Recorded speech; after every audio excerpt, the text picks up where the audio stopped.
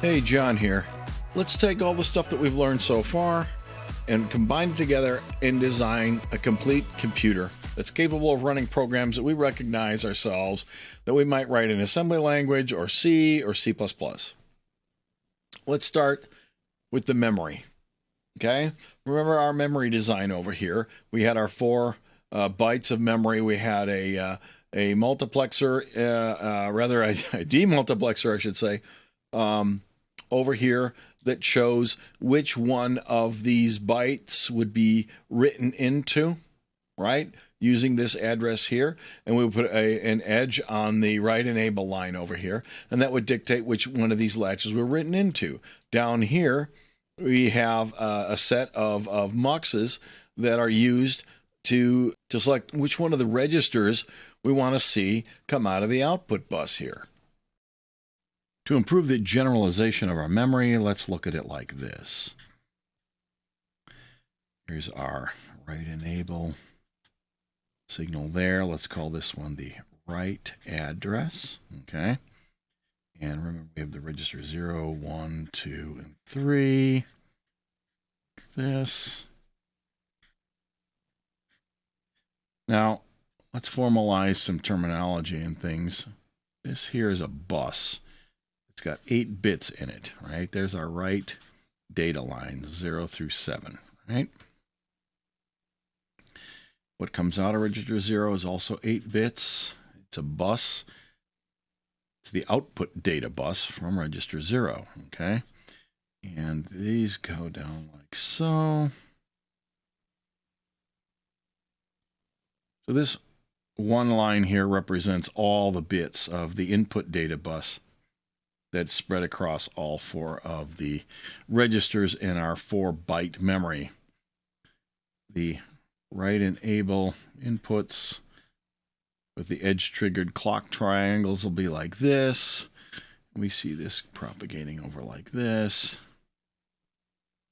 So this is the left half. This is basically the same as what we had before for the write address and the write enable lines. This right now has 2 bits in it, right? The write enable, let's just say that this design is going to be a rising edge. We can declare this to be whatever we want. We can redesign our latches so that the edges are whatever we want them to be. The short of it is the D latches that are in the design you've seen already. To change the edge, you simply either invert the input signal with a NOT gate, or you swap the NOT gate in the design that we've already discussed. Either way, it'll accomplish the same thing. And rising edges are a little bit easier to use universally across the board as we proceed forward on these things. So here's what we saw before with the 8 MUXes. Let's just draw one single MUX. And what this represents is like all 8 of them all stacked up. And if we draw a line, say, from the register 0 into this MUX like this, and here's register 1, 2, and 3. We bring all of them in there like that. Sloppy, sorry about that. And we have one line coming out here. There's your read data down here. I see there's 8 bits there. What I'm really doing is I'm saying this MUX is really the 8 MUXes, where all the least significant bits from each one of the 4 inputs goes to its own MUX, just like you saw in the other diagram. This allows us to simplify things and not have so many lines going all over the place, all right? So each of these has 8 bits in it, right? This down here, same as this, is going to have 2 for the read address. Let's call that RA, okay? Now, if we take this memory circuit, we want to augment it. Let me change color. So here's this is the abstract version that matches the CAD drawing. Okay. Let's modify it and add another one of these MUXes over here. The green stuff was going to be added then to it. What if I take each of these guys like so, bring them over to this MUX like this. Another one of these down here, 2 bits. We have another output over here. What does this mean? I have one input data bus And now I have two output data buses over here. Okay? What this allows me to do is remember these latches are always outputting their values into these signal lines up here. All the time. If the power's on, all these latches are always outputting their values. And it is these MUXes that allow this bus down here, this read bus.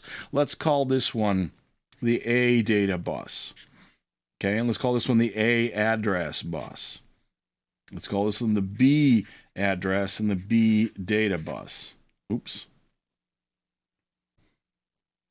So what this would allow us to do is it'll allow us to see any register we want on the A data bus over here is given by the A address, and any register we want or any byte out of the memory that we want, without any regard to what's happening over here, completely independent, we can look at a different one out the B data bus over here.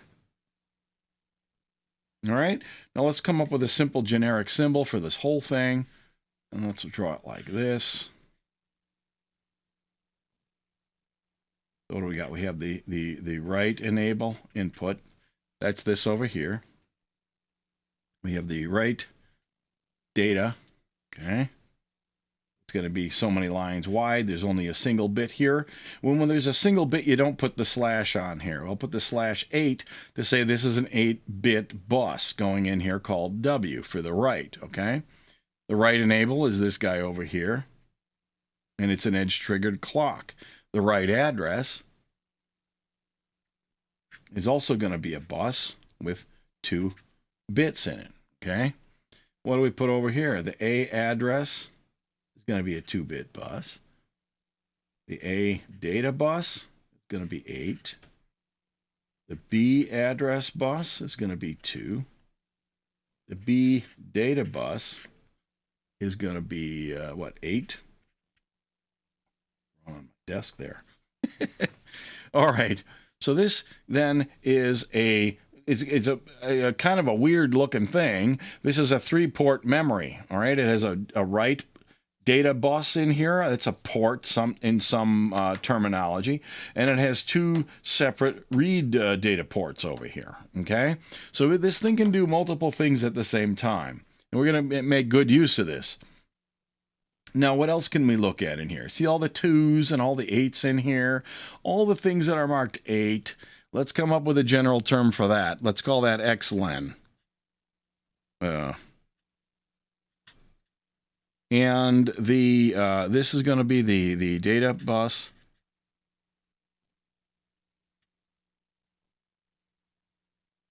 Now, I purposely chose this name because it matches where we're going to end up, so I don't have to rename it as we go. Normally, I refer to the width of the bus as 8, and some people refer to that as the length of the bus. Either one of them, I guess, works. This is a word that we're going to see time and time again, so let's adopt the right word now. So, like I said, so we don't have to change it later. Xlen is going to be used for the lengths of all these data buses, the widths. All right, and let's call the other one ALAN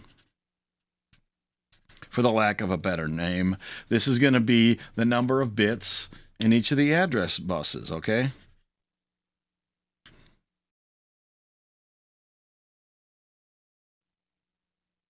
So this block right here is going to be our new multi-port memory thing. We're going to use that memory to hold the contents of the registers of a CPU that we're going to design. All right.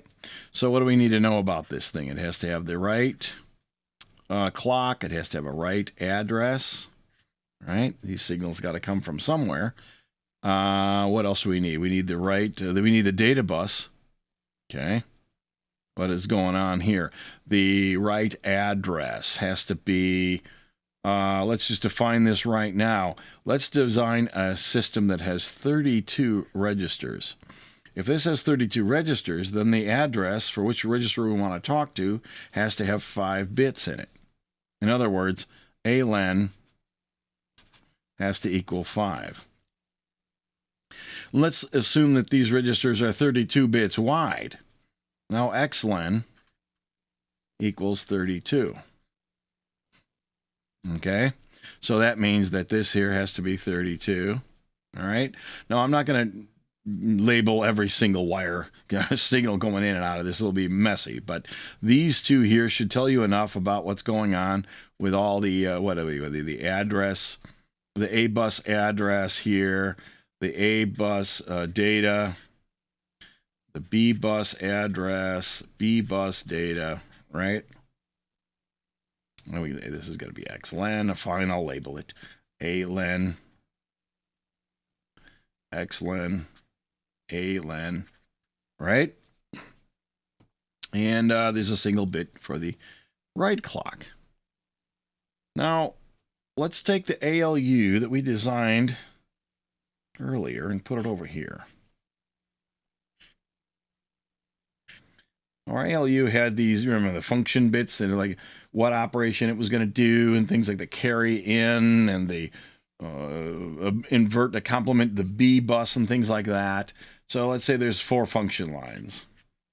We can design any kind of ALU we want. We can just change the combinational circuit to add or change the operations, okay, using the same style that we used to design the first one.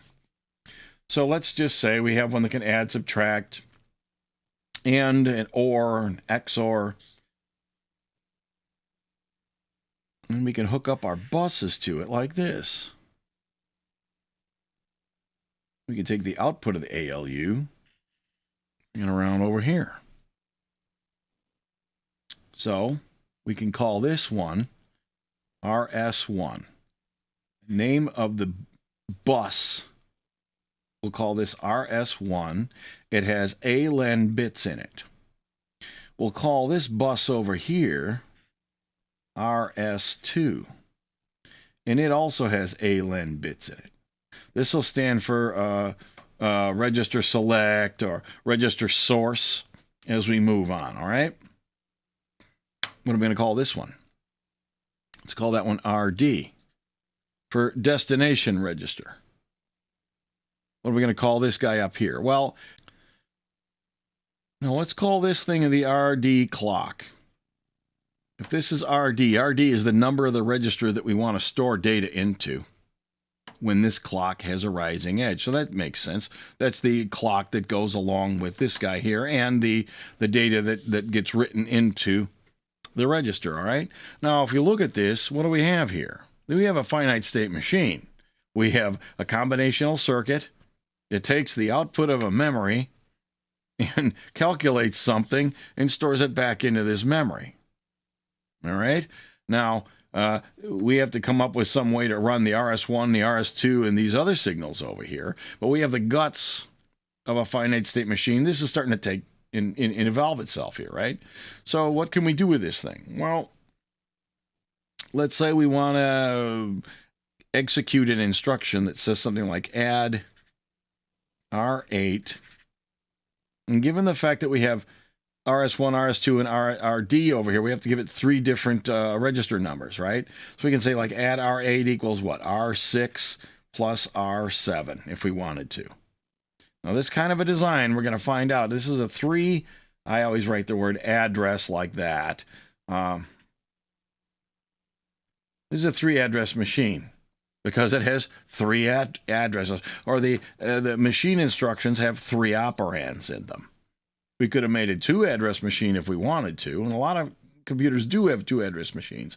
And in doing that, what they do is they say, well, the BA port here, the register RS2 and RD would be connected together.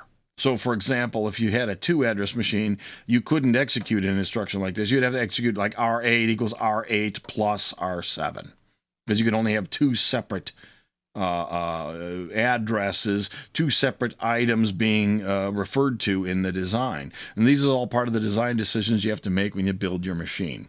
Let's keep it the way it is for now. I just wanted you to understand some of this terminology here.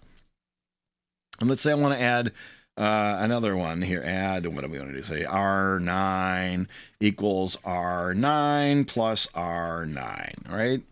What is that really doing? Well, right, that's basically, if you want to say R9 equals R9 times 2, right? If you ever add something to itself, you're doubling its value. So in C, this machine instruction that I just made up would be the equivalent of that. I'll make this into a comment as well. Oh, look at that. Now we have the birth of an assembly language coming on here as well. All right. Now, what does this thing need to do in order to make these machine instructions take place? Well, we need to dictate what goes into these four signals here over the course of time. Well, if we, actually we need to do this one too, right? 1, 2, 3, 4, 5 signals. All right, so what are we going to do here? Let's say we have, what do we say? RD, I hope I got enough room. 1, 2, 3, 4, 5. Yeah, it'll just fit in here. And we have to dictate what's going to happen on RS2. We're going to have to say RS1. We're going to have to say what's going to happen on Funk over there. And we have to deal with this RD clock line. Now, let's start with the clock. Let's just let it free run. Okay, in this design, I happen to know that's going to be okay. And there are times when it can't just free run, but in the simplest machine like this, it can, and it'll be okay. So let's just make a clock out of it. Put this together like this. When you draw a clock, by the way, it's easier, at least for me, to draw all the verticals like this, and then go back and do the horizontals. Otherwise, I end up with them all being the different sizes, and it looks really screwy. All right, so there's a nice clock, that periodic clock that's just running. So let's say we hook that in there. So what does this suggest? What it suggests that is that the registers here are going to accept and store a new value into a register every time there's a leading edge on this signal in here. Okay? What's it going to do? It's going to store something into the register given on this RD signal over here. So let's start with that. What do we want to do? We want to do this add R8 equals whatever plus. How is that going to work? Well, let's flesh it out in here. Okay. I should have started the clock and inverted it, but that's okay. So let's say this first edge here. What are we going to do? I'm going to go like this. On all the rising edges, I'm going to put an X on this. And the reason I do that is so I can draw these little thingies like this.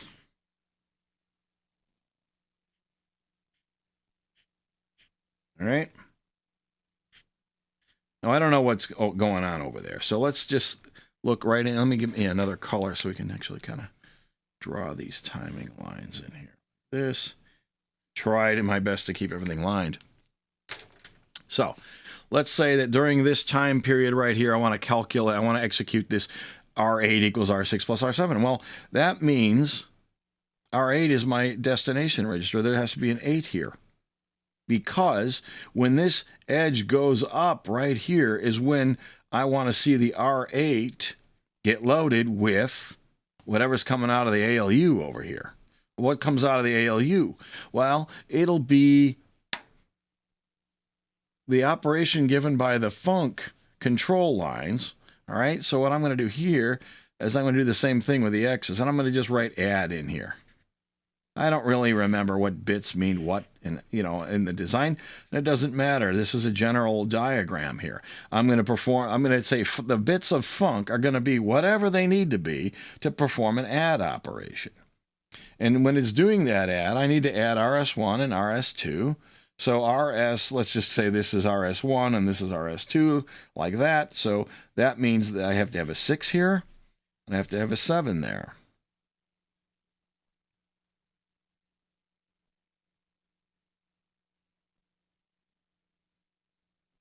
All right. This time, the ALU will be adding, and it'll be adding these two inputs together, one of which will have R6 as content on it, because RS1 will have a 6 on it. And it'll say, hey, I want to see the output of register 6 over here. RS2 will have a 7 on it. So coming out of here, because the multiplexer's all inside here, remember, is going to have the contents of register 7 on it. So this will be doing the addition. The sum will be presented over here. And on the leading edge of the next clock over here, the register will end up getting loaded. R8 down here will be loaded with the sum. How do we do this one over here? Well, we keep add on there. Looks better uppercase. I keep mixing my upper and lowercase. I think you can translate if necessary, right? Certainly hope so. What do we need to do there? Well, all three of these will be set to 9. Right?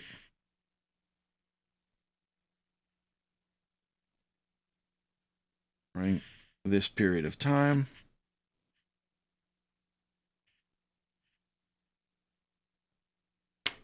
And it's same as this one, right? So both RS1 and RS2 will provide the contents of register 9 on both of these buses. Sure, why not? We can do that.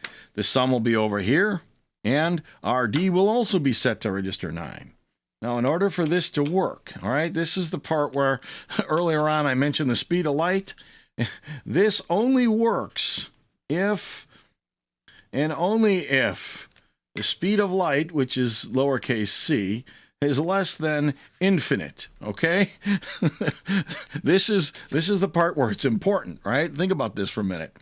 If I have the contents of register 9 on either one of these, or both of them as the case is, and I store the results in the register 9, it's absolutely critical that the register 9, when it is updated, you know, the new value might start flowing out. It would start flowing out over here if the RS1 and RS2 values stayed set to 9, right?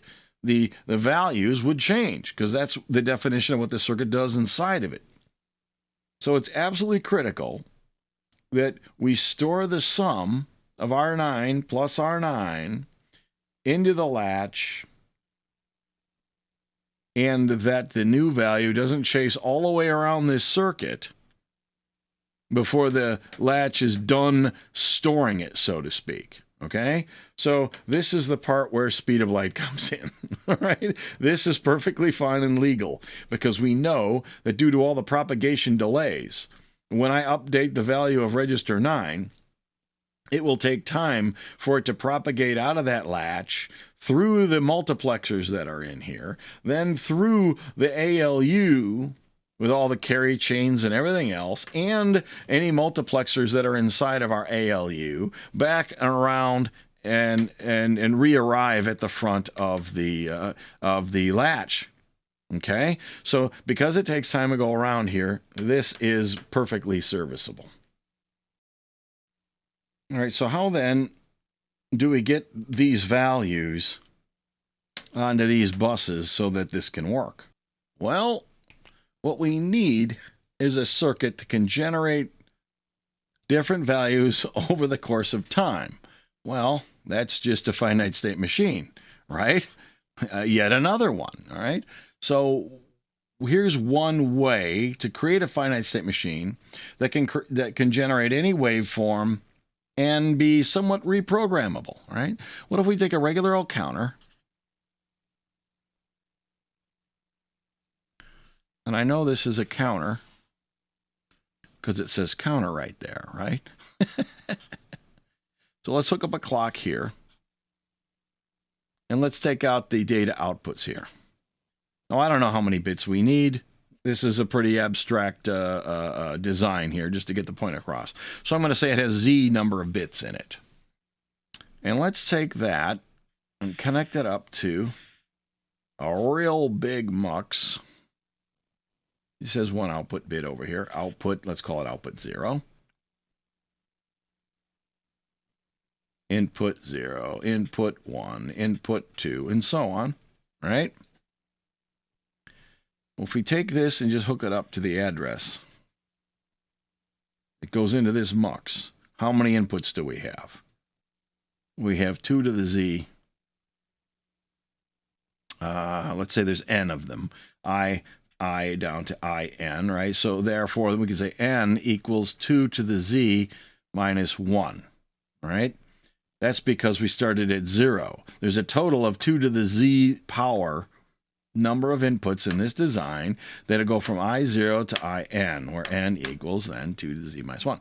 Okay, so what we can do is if this thing free runs, and it just counts 0, 1, 2, 3, 4, 5, 6, 7, 8, 9, what it's going to do over the course of time, it'll take the value that's on I0 and output it on O0. Then it'll take the value I1, then it'll take a value from I2 and 3, and so on. And I hope you can sort of see where we're going here. So let's say I just hardwire these. I go O and a 1 and maybe another 1 and a 0 here and a 1 and a 0 and a 0 maybe and another 1 or something like that. Well, if we draw up the waveform diagram of what's on output 0 versus the clock, and we show the value of D over the course of time, all right, what are we going to get? We're going to get clock. And let's just show D right here. And then we can talk about output 0 down here. Right? So let's put our favorite little markers in here. Say we're like this.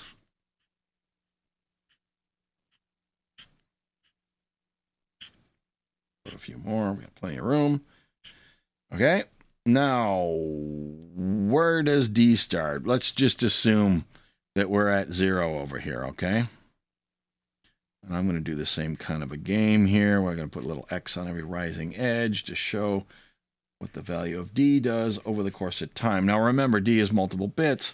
When we draw these, you know, these kind of rectangular things here,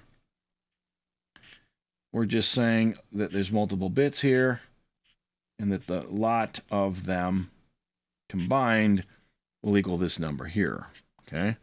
1, 2, 3, 4, 5, and so on. What is output 0? Given this, well, if D is 0, it's whatever's on input 0. So that means output 0 will be low here because that is 0, right? Well, what is output 0 when the clock ticks to 1? Well, now it's this thing, so it's going to go high. When a clock ticks to 2, it's going to be this guy. Stay high. Then what happens here? And when the clock ticks to 3, it goes low. Then it goes back high again on the next tick. Right? Now at 5, it goes low and stays down there for a while, right? So what have we done? Well, whatever I want on here is what I've got down there. Now this is good for 1 bit. In order for us to do what we want with our machine over here, we need lots of bits, right? We need 4 of these and 5, 10, 15 of those. We need 19, right? Well, there's 1, all right, who's with me here. Put another 1 over here. Okay, here's output 1, etc. over here. You take your clock, you hook it up to all of them, like this, right? And what you set your inputs to for this guy has nothing to do with what they're set to here, okay? It turns out you need to coordinate all these to get it right, you know, but you can set anything you want, is my point. These bits and these and so on. So let's say this is a 101001110 or something like that. What do we got here? Output 1. And at time 0, or, you know, when D is 0, I should say, I have a 1 here. So that guy's going to start up here. Then he's going to go low for the duration of 1. Then he's going to go back up high again here, right? Then he's going to go down for what? 1, 2. And then 3 and 4 are both 0. So it'll stay down like that. Then he's going to go high for 5 and 6 and so on, right? You want more?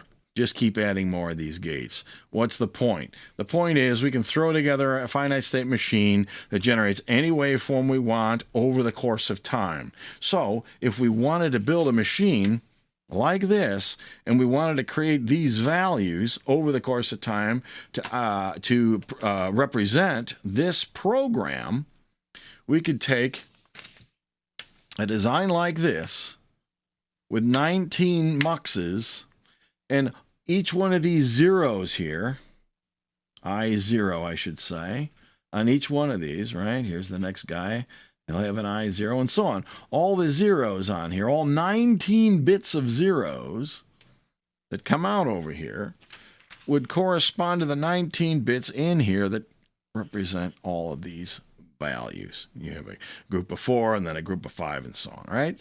And you just generate anything you want. Okay, I know what you're saying. This is not what machine language looks like to me. Or I've written assembler before. We don't program things that look like this. Well,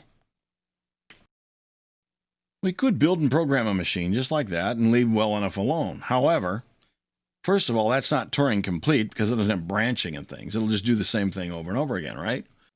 Now, what if instead we take the same thing, we add a memory to it?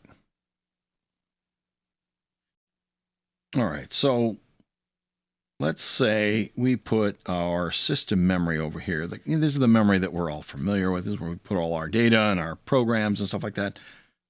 And we draw it like this. And we connect it together now like this. We say, here's the address lines coming into the memory to ask what value I want to see come out the data output bus and maybe a data input bus. So this memory here matches the CAD drawing I gave you early on for the static memory, right? Static. And that is that it has one address bus coming in and a data output bus and an input bus that is separate, okay?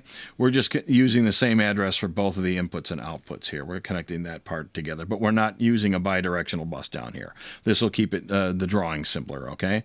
So let's say we have a program counter register. We've all heard of that, I hope, okay? And let's say we use that to calculate the address. So this is, let's say that we have an xlen number of bits on our address bus. It doesn't have to be the same as xlen, all right? But it'll keep it simpler if it does, all right? Let's say the data coming out of the memory is also xlen. And the data that goes into the memory will also be xlen, okay? Now, let's create a register called the instruction register. And this exists for no other reason than to accept the data that comes in from the memory. So these are all edge-triggered latches like this. Every time there's a clock edge on here, this register will load the contents that are currently being presented from the memory on the data output bus from the memory, okay? And that data there is going to be whatever's stored at the address that is in the current program counter. So if we do this, what's happening is I am able to then read an instruction at the address in the program counter, all right? Now, how do we, to go from one instruction to the next instruction, we have to be able to take the content of the program counter. And I'm going to put another ALU in here just to make the diagram easier. There's nothing that says I can't. I can just put whatever I want in here. I'm going to hardwire one of the inputs to 4, and I'm going to have an ALU that really can only add. So all this thing is ever going to do is it's going to add 4. Every time the PC clock sees a rising edge, this will be advanced to its current value plus 4. All right? Let's call this one IR clock. And the instruction register, let's hook up its contents. This is a different way to use a register, okay? It's going to be 32 bits long. Let's take 4 of those bits and hardwire them to func. Another 5 of them, hook it up to RD. 5 more of them are S1, 5 more of them are S2. Every time we read an instruction out of the memory, that instruction will have bits in it that control what the ALU is doing, where the results from the ALU operation are going to go, and it tells the ALU which registers it's going to be adding together. Or more accurately, it tells the register file, we call this thing, okay? Register file. It's a more common name for what this memory is, the role of this memory over here. These 2 values here control which register values come out and flow into the ALU. Well, okay, so what's so great about this? Well, first of all, it's probably more recognizable than the last machine. In that we can store program in the memory now. The program counter will run through the memory from a low address to a high address. As designed so far, this will basically start at 0 and execute every instruction forever until it gets to the end of the memory. And then wrap back down to 0, I guess, and keep on going around and around and around. Not the most useful machine. However, it's programmable because we have memory now instead of the hard-coded MUXes in the last one. And the finite state machine that has to generate signals to control it have become much easier. Now, all we have to do is generate these clock signals over here. That's all we got to do.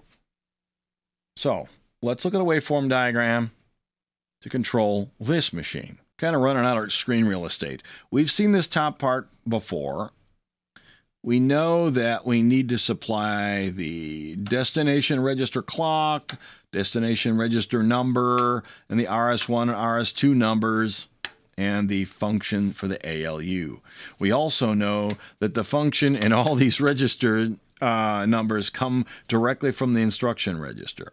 So what we have to focus on is the destination register clock, which we have to put an edge on. I'm declaring that this is all going to be loaded. The register will be loaded on a rising edge of this signal here, based on which register is specified here. And all these other clocks are all going to be rising edge as well, okay? So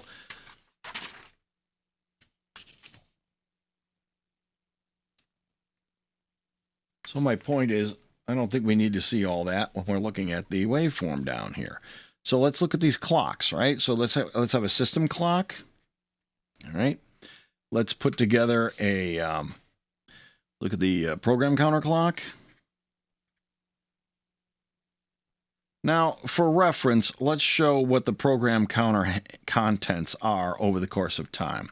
We don't generate it, but I want to see it so we can keep track of what's going on. And we also need to show how we're going to generate the instruction register clock. And let's show the contents of the instruction register over time as well. What's missing? We need to also specify the destination register clock. So we know when we're done at the end of an operation, we can store some results. Let's call that one RD clock over here. So I hope we can all remember what the purpose of all these are. Their names, I hope, are self-documenting here. All right, so let's show a bunch of clock cycles here.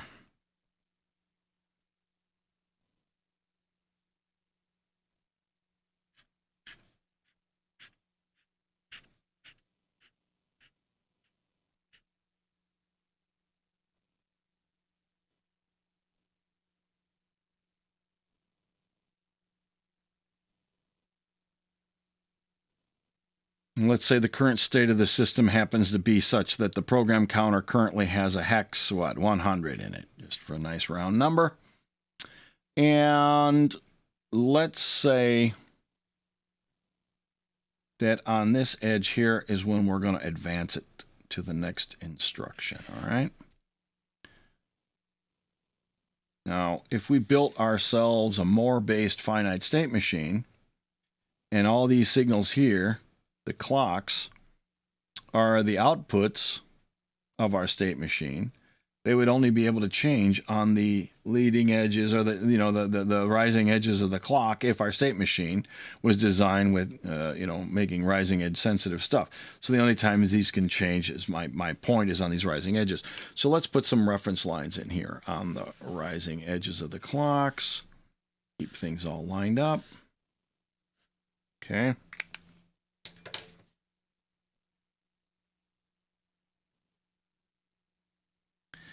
So what do we know? We know when the program counter ticks, we know its contents will be set to its current contents plus 4. So at this time right here, we know the program counter must become 104. Okay? We know that happens there because that's where I drew this edge right here. Okay?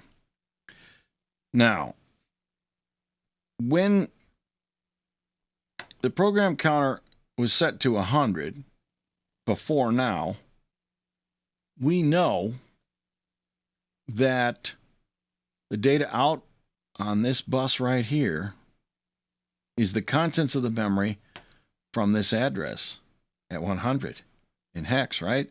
Therefore, if we wanted to, I could put a leading edge on the instruction register latch clock, and I can load the contents of memory at address 100 into the instruction register right here. I can put it back down. We're there. What's in the instruction register then after this edge goes up, right? Well, I'm going to abbreviate that, and I'm going to call that M0x100. Okay? Whatever was from memory at this address, that's what will be here on the bus at this time until the next rising edge. And there's no rising edge there, so we don't know yet when this will change again, but we know that certainly during this period of time, this holds the contents of that memory location, okay? So if that's true, then whatever instruction was stored at this address is now in this register, and all of the bits that tell the rest of the machine what to do will be valid and in control of what's going on up here, right? So,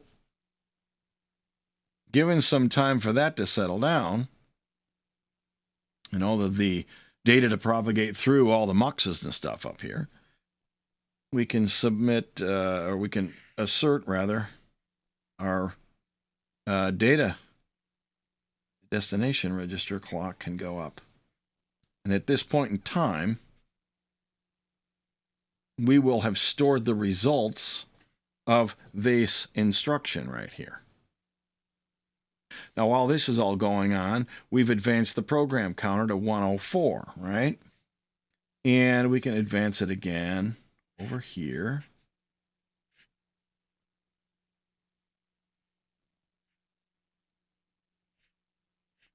And here, now it'll be hex 108. And it'll keep going, right? As long as we keep doing this. If this is here, we assert it again, like this,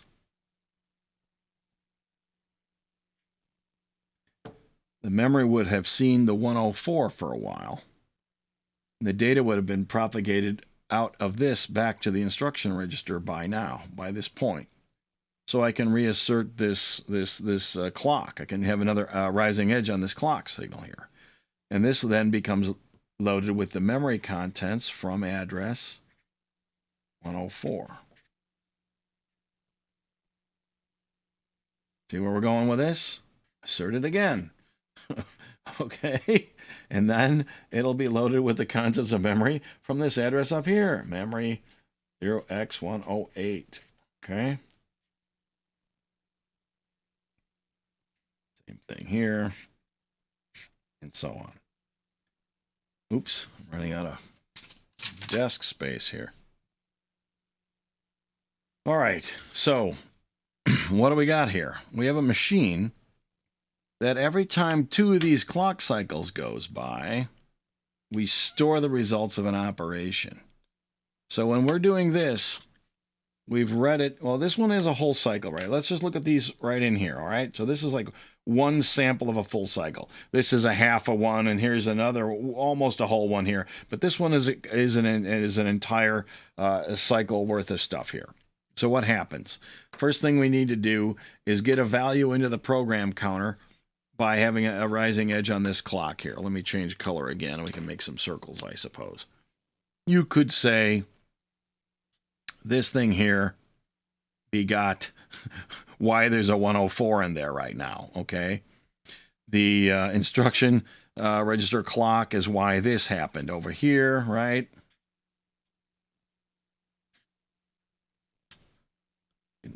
Mark all of them if you want to, okay?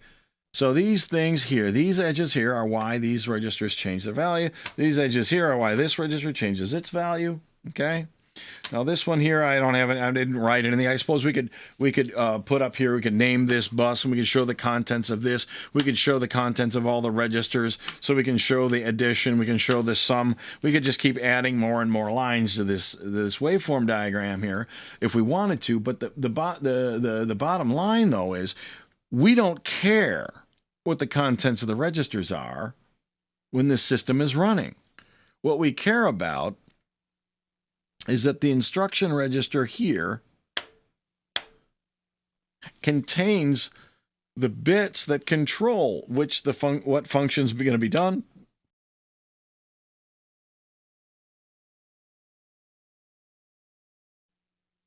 and which register is going to be involved in the operation, okay?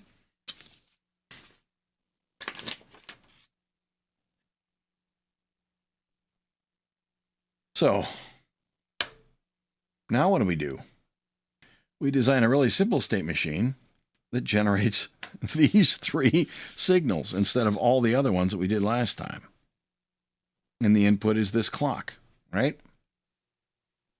So with this, we have a machine that can do any arithmetic logical operation involving 2 input registers and 1 output register.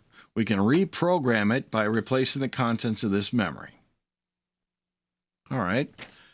Wouldn't we like to load or store some variables out of memory, though? Exchange the registers with memory. So how do we do that? All right, well, let's focus then just on the part with the memory. The registers that are involved in talking to the memory. Okay, so we have an address bus here, right? We have the data out and the data in. Now, rather than just connecting the program counter and the instruction register directly up to the memory, all right, let's put some other registers in here so we can use them for other purposes. Let's call this one the memory address register, the MAR. All right, now that's going to have a clock. We can call that one MARCK. Let's call this one the memory buffer register for input.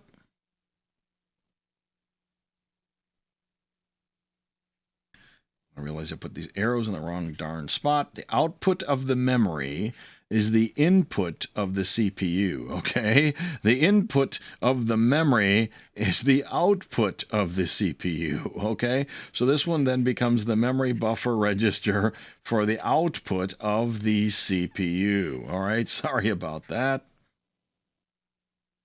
And those are latches, edge-triggered latches. This is MBRI clock, MBRO clock. My handwriting's getting too small, probably didn't even read on the screen, so I'm not going to label those. All right, by convention, I'm going to use those for the names for these, okay? What then are we going to do? Let's just show part of the above circuit. We got the ALU up here, right? And it's going to be like this. It's calculating based on the function. And what else are we going to do? Let's bring the ALU. Let's put a MUX right here. Well, let's put it sideways. Now, what are we doing here? In order to store something in memory, we need to be able to establish the address where we want to store it. And we want to be able to do that independent of what's currently in the program counter register. So I'm going to put the program counter register over here. And I'm going to hook the contents of the output of that up to this MUX instead of directly to that bus. All right. Then I'm going to also hook this MUX up to the output of the ALU. All right. Now remember the ALU comes out and around like that. This thing here can just connect up like so. Let's call this MAR select for the lack of a better name. And we're going to use that to put data into the MAR. I'll put an arrow there so the data comes out of this MUX and flows into the MAR that way. All right. Now, depending on the value on here, I can either put the program counter in there or I can take whatever's coming out of the ALU right now and put that in there. Right. What about these guys down here? Well, when data comes out of the memory, I might want to store it in a register. Or I might want to store it in the instruction register. Well, I can hook it up to both. Instruction register can go over here, and I can just hook it up like this. Clock, like so, and the usual output, right? Func. This doesn't change. The outputs didn't change. RD, RS1, RS2. I'm going to put ... in here because we'll see that we'll do something with the other bits as we move along here. So what do we do about this? We need to be able to take data from a register and write it out into the memory. And we need to be able to take data from memory and put it into registers. Well, why don't we do this? Why don't we take this signal here? Oh, I'm going to start getting messy here. Well, I'll draw some lines like this. Up like that. Okay? What about this one? Let's just say we're going to hook this up to the ALU like that. Okay? So the output of the ALU now can be stored into the MAR or the MBRO,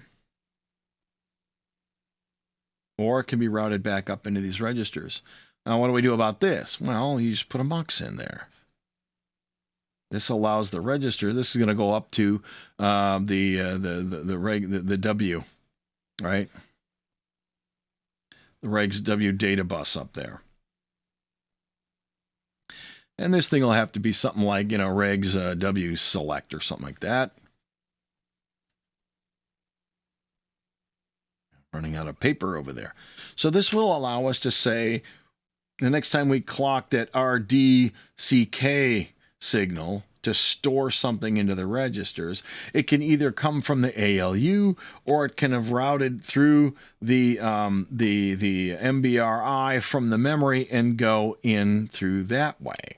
So now I can, if you look at all the connections in here, I can take a value of a register. I could even add two registers together to calculate an address. The address could be R5 plus R6 kind of a thing.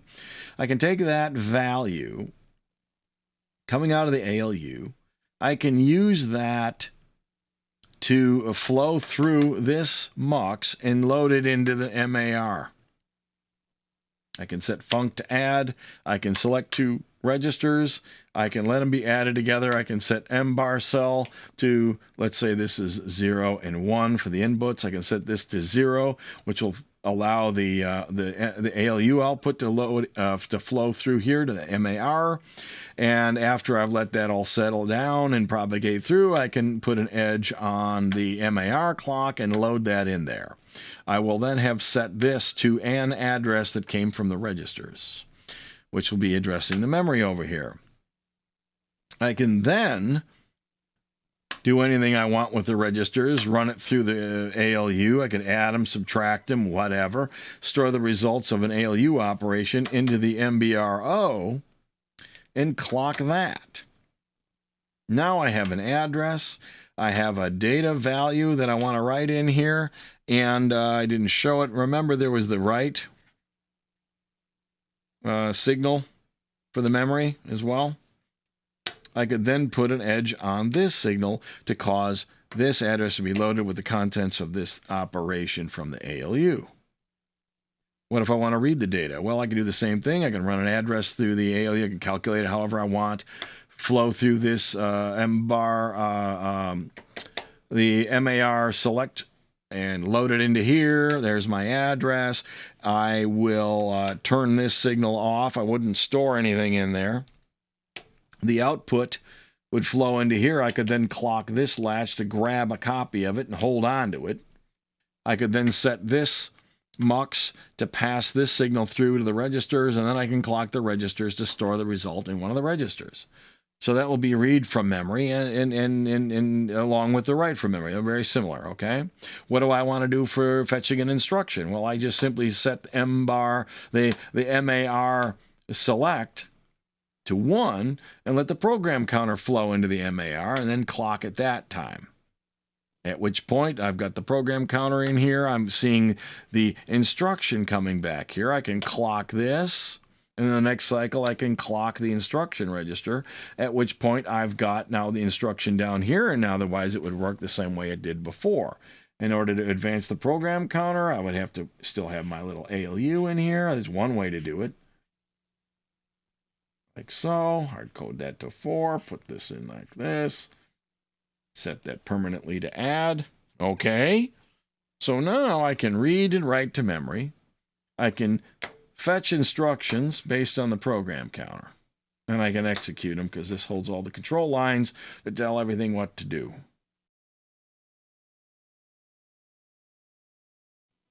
And the conceptual leap that we've made here is we've had to add a few more clock signals. That's all.